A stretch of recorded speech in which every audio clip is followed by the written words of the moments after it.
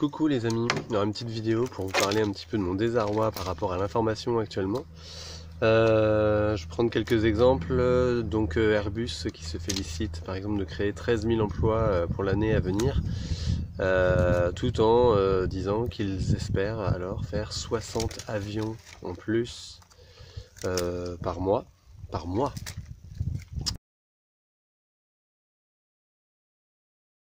Sur l'année 2023, donc c'est une statistique totalement hallucinante.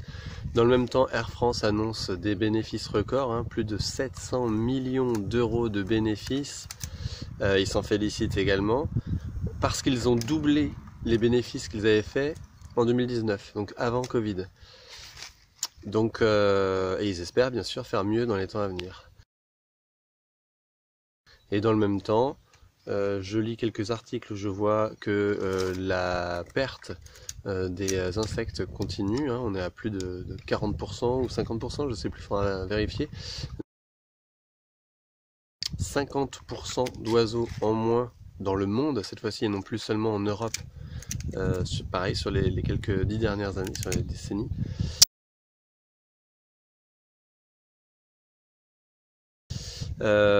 Si on ajoute là qu'actuellement on est en train de vivre notre 28e jour de sécheresse hivernale pour la deuxième année consécutive, on est le 17 février.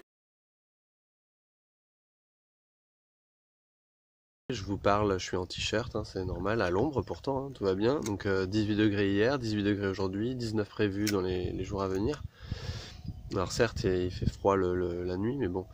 Je rajoute à ça les incendies, par exemple au Chili actuellement, dont absolument personne ne parle. On est en train de parler quand même de plus de 270 000 hectares brûlés en quelques... Alors là, ça fait déjà 2-3 semaines, là, je crois que ça dure. 270 000 hectares de brûlés, ça fait 27 fois la taille de Paris. D'accord.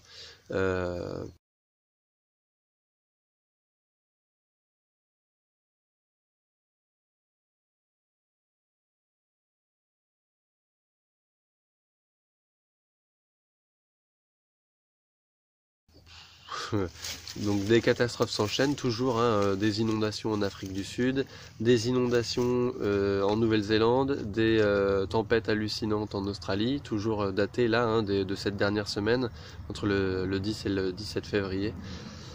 Je sais pas, ça s'enchaîne sans arrêt et vous avez des entreprises comme ça qui se félicitent de faire toujours mieux. On est en train de parler de se lancer de plus en plus dans l'hydrogène vert qui nécessite une énergie colossale, rien que pour l'énergie, rien que pour faire de l'hydrogène gris, c'est-à-dire 99% de l'hydrogène existant, notamment pour l'industrie.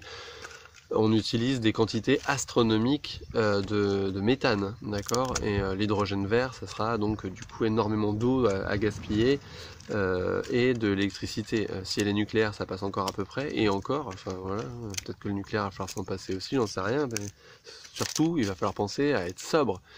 Alors moi, de mon côté, je fais ce que je peux.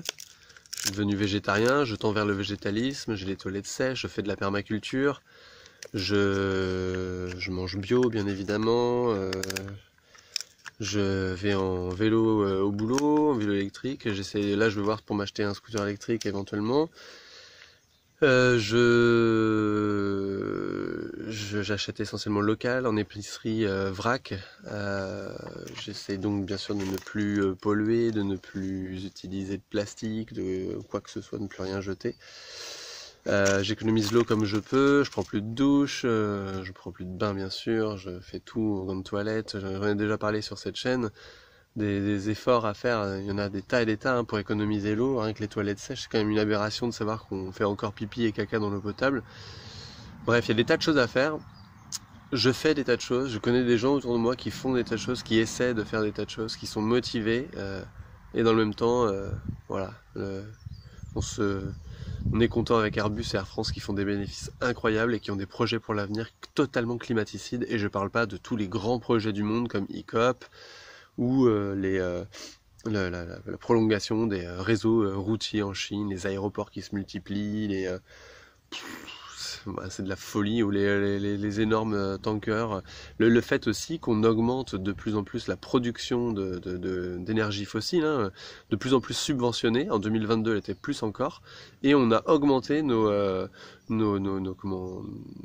barils par jour de consommation de pétrole, puisqu'on est revenu à 100 millions de barils alors qu'on avait décliné en dessous des 90 millions avant même la crise Covid de 2020.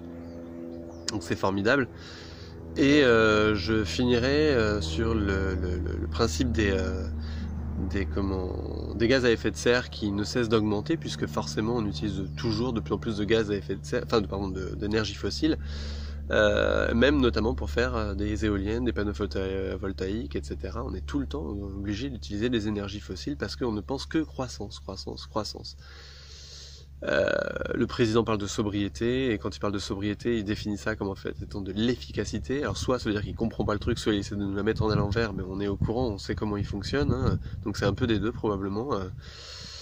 Et puis ces gaz à effet de serre qui continuent d'augmenter par an, 1% par an là dernièrement, et on dit c'est bien parce que c'est moins qu'avant. Alors oui, on n'augmente plus de 2 ou 3% les gaz à effet de serre par an en France, mais on augmente encore de 1%. Et là, vous avez des tours de passe-passe encore au niveau communication où on vous dit, regardez, l'augmentation baisse, ou diminue plutôt. L'augmentation diminue, ok, il y a encore de l'augmentation. Donc on s'en sort pas. Voilà, bon, dites-moi de votre côté si vous faites des choses, ou si vous arrivez à aussi garder le moral, parce qu'il y a des fois, ça commence à devenir un peu dur, là, quand on lit la presse, et qu'on se dit, regardez, il y a 2-3 petites belles choses qui sont faites, et qu'en fait, ça ne représente que très peu de choses par rapport aux catastrophes qui sont en cours. Je sais pas, je sais plus trop quoi penser là, ça devient chaud. Bon allez, ciao les amis, et puis gardons le moral.